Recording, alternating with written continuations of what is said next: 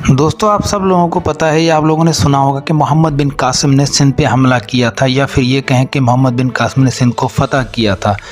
लेकिन ये बात बहुत कम लोगों को पता है कि मोहम्मद बिन कासिम ने सिंध पे हमला क्यों किया, या फिर राजा डाहिर से उसकी लड़ाई क्यों हुई, उसकी क्या वजह थी। तो आज मैं आपको बताऊंगा या बताता चलूं कि मोहम्मद बिन कासिम से पहले भी सिंध पे बहुत सारे हमले हुए और बहुत से लोग उस पर हमले करते रहे, लेकिन कोई कामयाब नहीं हुआ। और आज मैं आपको बताऊंगा कि इन हमलों के पीछे क्या कहानी है, या इन हमलों को लिए किसने हिदायतनामे जारी किए, या इन हमलों के लिए किसने हुक्म दिया। तो आज मैं आपको सारी डिटेल बताऊंगा, तो वीडियो को पूरा देखिएगा। तो फ्रेंड्स, वीडियो में आगे चलने से पहले मैं चाहूँगा कि जो लोग मेरे चैनल पे नए हैं वो मेरे चैनल को सब्सक्राइब करें, और अगर वीडियो अच्छी लगे तो उसको लाइक करें, ताकि मेरी हर आने वाली वीडियो आप लोगों को बआसानी मिल सके। दोस्तों, कहते हैं कि सरांदीप एक मुल्क था जिसके राजा ने एक जजीरे से, जिसका नाम युअकीद था, उसने हजाज बिन यूसुफ के लिए समंदर के रास्ते बहुत सारे तोहफे और तोहफ़े और कीमती हीरे जवाहरात भेजे थे, और उनके साथ बहुत सारे लोग, औरतें उसकी खिदमत के लिए और मर्द भेजे थे, और बहुत सारी कीमती चीज़ें भेजी थी। दारुल खिलाफत की तरफ से भेजी गई या फिर रवाना की गई, और बहुत सारी औरतें और मर्द काबा शरीफ की ज़ियारत के लिए उनके साथ रवाना हुए। लेकिन जब काजून मुल्क की हद में जा पहुँचे तो वहाँ कुछ हवाएं और तेज़ हवाएं और तूफ़ान आया, और उनकी कश्तियाँ किसी दूसरी तरफ चल पड़ी और बहुत दूर दीबल के किनारे जा पहुंची।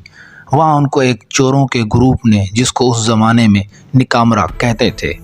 वो दीबल के रहने वाले भी थे, उन्होंने उन मुसाफिरों को गिरफ्तार करके और अगवा कर लिया, और उनका सारा सामान अपने कब्ज़े में ले लिया। और उनके पास जो कीमती तोहफे और हीरे जवाहरात थे, जो सरांदीप के राजा ने हजाज बिन यूसुफ के लिए बतौर तोहफे भेजे थे, वो भी सब लूट लिए। लोगों और औरतों ने बहुत कहा कि ये सामान, कीमती तोहफे वक्त के खलीफे हजाज बिन यूसुफ के हैं, जिनको सरांदीप के राजा ने भेजा है, और उनको ना चुराओ। पर उन्होंने उनकी एक ना सुनी, और वो उन सबको अपने कब्ज़े में ले लिया और उनको अपने रास्ते ले गए। और उसके बाद उन लुटेरों ने कहा कि अगर आप लोगों का कोई वाली वारिस है तो उसको कहो कि वो तुम लोगों को हमसे ख़रीद ले, फिर तुम लोगों को आज़ाद करवाए। वहाँ उन औरतों में एक औरत ने हजाज बिन यूसुफ को चीख चीख कर पुकारा, ए हजाज, आप हमें इन जालिमों से बचाएं। कुछ जगहों पे ये कहा गया है कि जिस औरत ने हजाज बिन यूसुफ को पुकारा था, वो औरत हजाज बिन यूसुफ की बीवियों में से एक थी, जो एक बनी अजीज़ कबीले में से थी। कुछ वक्त बाद जब उन लोगों में से कुछ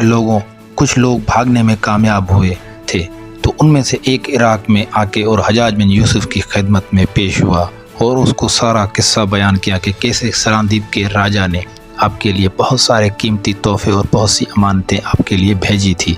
जिसको दीबल में कुछ लुटेरों ने अपने कब्ज़े में ले लिया है। यानी पूरा उसको किस्सा बताया कि कैसे समंदर के रास्ते और तूफ़ानों और हवाओं के ज़रिए वो कश्ती जो है सिंध के इलाके और दीबल में जाके पहुंची, और वहाँ के लुटेरों ने जो है उनको जो है लूट लिया है, और पूरे लोग जो है उनके कब्ज़े में है। पूरा किस्सा उसको बयान किया, और ये भी कहा कि जो लुटेरों ने उन आवाम को, पूरी लोगों को, औरतों को, बच्चों को जो अगवा किया है, वो आपको पुकार रही हैं कि आप उनको उन लुटेरों से बचाएं।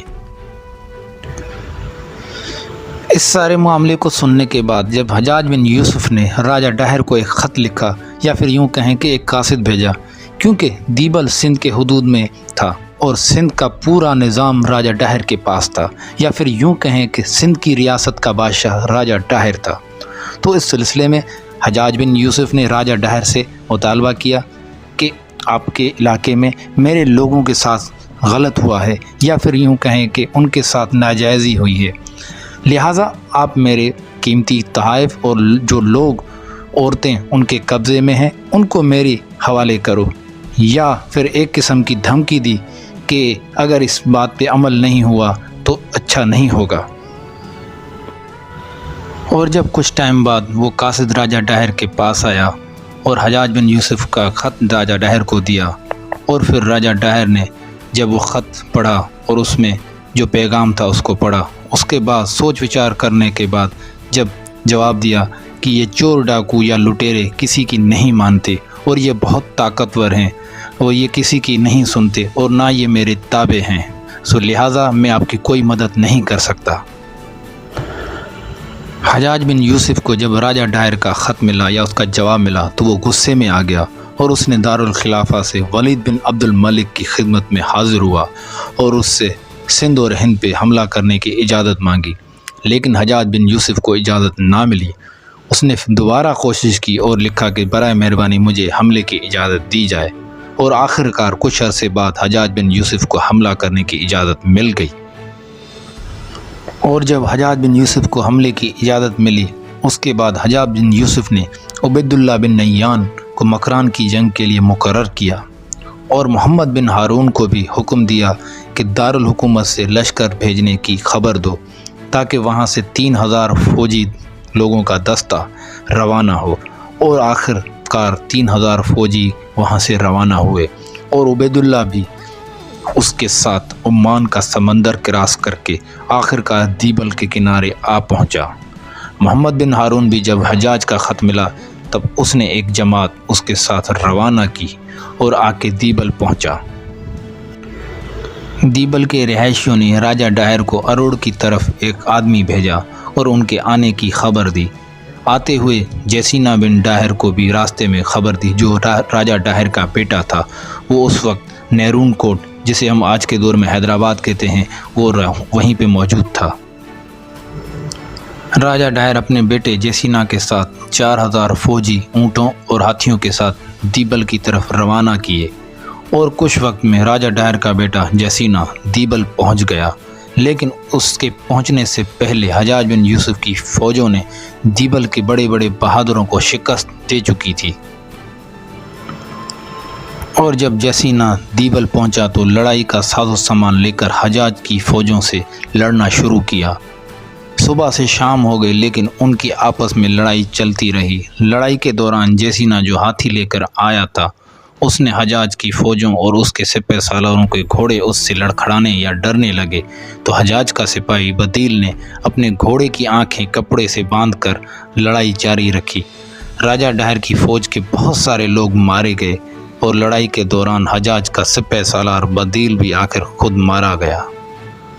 اور اس طرح راجہ ڈاہر کی فوج نے یہ حملہ ناکام بنا دیا اور خوشیاں منائی۔ لیکن جب حجاج بن یوسف کو یہ پتہ چلا کہ اس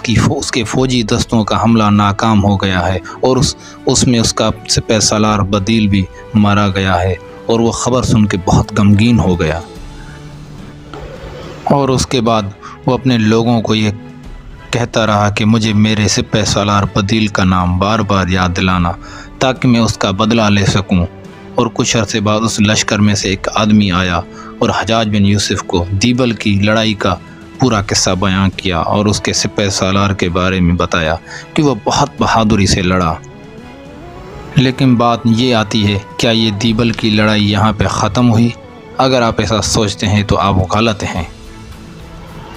تو میں آپ کو بتاتا چلوں کہ جب دیبل کی لڑائی وقتی طور پہ ختم ہوئی تھی، لیکن دیبل اور نیرون کوٹ کے لوگوں کو یہ پریشانی کھائی جا رہی تھی کہ حجاج بن یوسف اپنے نقصان کے بعد چپ نہیں بیٹھے گا اور وہ اپنا بدلہ لینے کے لیے دوبارہ حملہ ضرور کرے گا اور بہت خون ریزی کرے گا اور یہاں کے علاقوں کو تباہ و برباد کر دے گا۔ اور ان لوگوں کا سوچنا صحیح بھی تھا۔ تو دوستو، میں آپ کو بتاؤں گا اس ویڈیو کے اگلے حصے میں کہ کیسے محمد بن قاسم کو حجاج بن یوسف دوبارہ حملے کے لیے حکم دیتا ہے اور وہ آخر کار کیسے کامیاب ہوتا ہے راجہ ڈاہر کو شکست دینے میں۔ اس کے لیے آپ میری اگلی ویڈیو کو ضرور دیکھیے گا، اور اگر ابھی تک آپ لوگوں نے میرا چینل سبسکرائب نہیں کیا تو میرے چینل کو سبسکرائب کریں، اور ویڈیو اگر اچھی لگے تو اس کو لائک کریں۔ تب تک کے لیے آپ مجھے اجازت دیں۔ اللہ حافظ۔